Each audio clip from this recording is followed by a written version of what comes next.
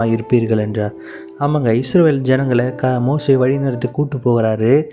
அவங்க செங்கடல் அவர்களுக்கு முன்பதாக ஆர்ப்பரித்து கொண்டு இருக்கிறது. பின்னாடி பார்த்தீங்கன்னா பார்வோனோட ரதங்கள் அவங்களுக்கு எதிராக வந்து கொண்டு இருக்கிறது.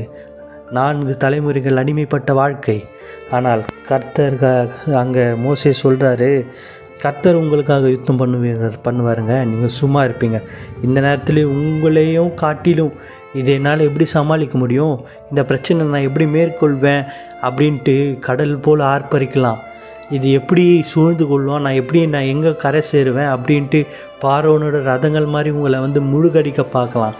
ஆனால் கர்த்தர் உங்களுக்காக யுத்தம் பண்ணி செங்கடலை 2ஆய் பிரிந்த அற்புதத்தை செய்ய போகிறார். அந்த நாள் இன்று நாளாக இருக்கும் போது கர்த்தருடைய ஆசீர்வாதத்தை பெற்றுக்கொள்ளுங்கள்.